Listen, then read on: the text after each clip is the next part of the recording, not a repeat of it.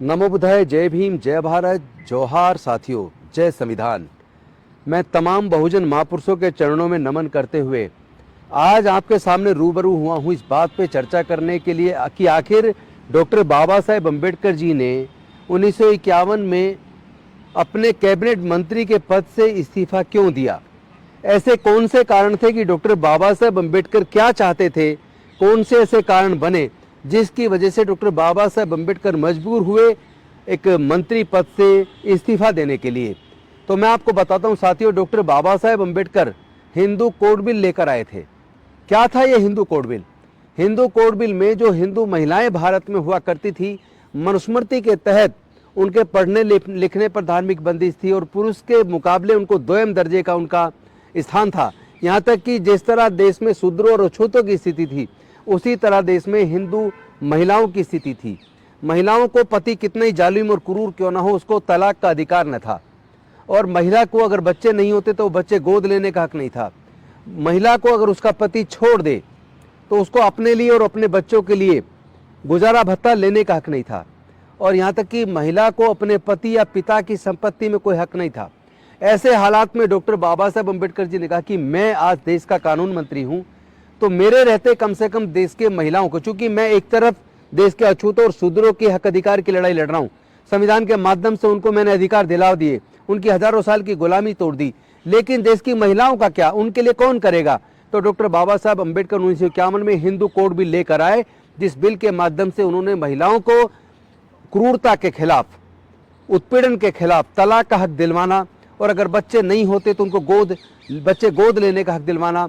पति अगर जालिम और क्रूर है तो उसे तलाक लेने के साथ साथ उसे अपने पति से उनको गुजारा भत्ता अपने लिए और अपने बच्चों के लिए लेना, वह पिता और पति की संपत्ति में उनको हक मिलने का वो कानून हिंदू कोड बिल लेकर आए। लेकिन संसद के अंदर इतना जबरदस्त विरोध, पूरी की पूरी संसद डॉक्टर बाबा साहब अम्बेडकर के और हिंदू कोड बिल के खिलाफ हो गई।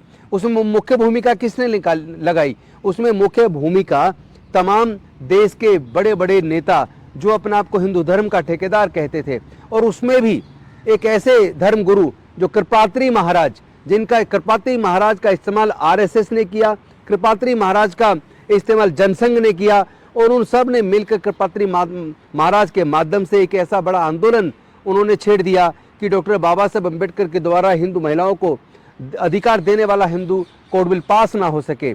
और यहाँ तक हुआ कि कृपात्री महाराज को समझाने के लिए डॉक्टर बाबा साहब अम्बेडकर ने हिंदू कोड बिल की इंग्लिश की प्रतियों को हिंदी में और संस्कृत में अनुवाद करके कृपात्री महाराज को भी जाकर दिया, ताकि वो उसको पढ़ सके और उस सच को जान सके कि किस तरह हिंदू महिलाओं का उत्पीड़न होता है, और उनको उनका हक अधिकार दिलवाने में कृपात्री महाराज भी सहयोगी बन सकें, साथ दे सके, विरोध करने की बजाय उन महिलाओं के हक में खड़ा हो सके। लेकिन अनफॉर्चुनेटली पूरी जनसंघ, कृपात्री महाराज और देश के तमाम सांसद डॉक्टर बाबा साहब अम्बेडकर के हिंदू कोड बिल के खिलाफ हो गए। और हालात ये हुए कि नेहरू जी जो उस समय देश के प्रधानमंत्री थे, वो चूंकि 1952 का चुनाव आने वाला था, चुनाव के डर की वजह से अल्टीमेटली ये बिल पास नहीं हो पाया, नेहरू जी भी तैयार नहीं हो पाए।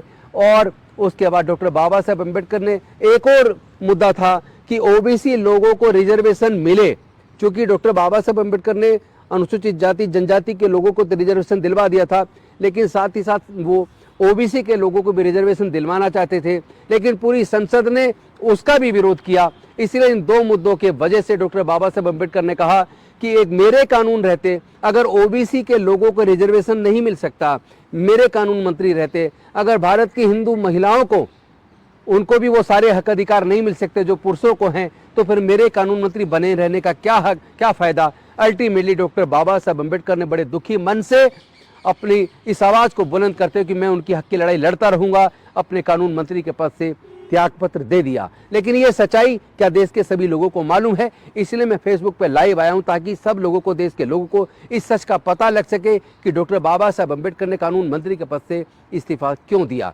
लेकिन अच्छी बात यह रही कि 1952 में चुनाव में फिर से नेहरू जी जीत गए और देश के प्रधानमंत्री बने। तो डॉक्टर बाबा साहब अम्बेडकर जी ने नेहरू जी को पकड़ लिया कि अब तो चुनाव का डर खत्म हो गया, फिर से जीत गए हो, अब कम से कम हिंदू कोड बिल को लागू करो। और फिर बड़ा दिल दिखाते हुए कि नेहरू जी ने भी, चूंकि वो प्रोग्रेसिव सोच वाले थे, वो पूरे देश को उन्होंने आईआईटी दी, आईआईएम दी, इंजीनियरिंग कॉलेज, मेडिकल कॉलेज दिए, तमाम तरह की योजनाएं दी, पंचवर्षीय योजनाएं, प्लानिंग कमीशन, वो बाबा साहेब की विचार को आगे बढ़ाते हुए नेहरू जी ने सहमति दिखाते हुए अल्टीमेटली इस हिंदू कोड बिल को 5 भागों में बांटकर लागू किया। 1955 में हिंदू मैरिज एक्ट, 1956 में Hindu adoption and maintenance act, 1956 में Hindu succession act and guardians and wards act. इस प्रकार 4 भागों में बंटकर ये कानून बना, लागू हुआ और हिंदू महिलाओं को अधिकार मिले।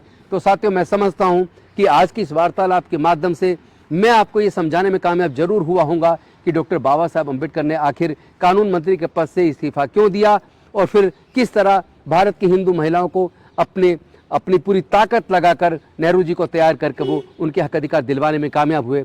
बहुत बहुत धन्यवाद साथियों। नमो बुद्धाय। जय भीम, जय भारत, जय संविधान, जोहार।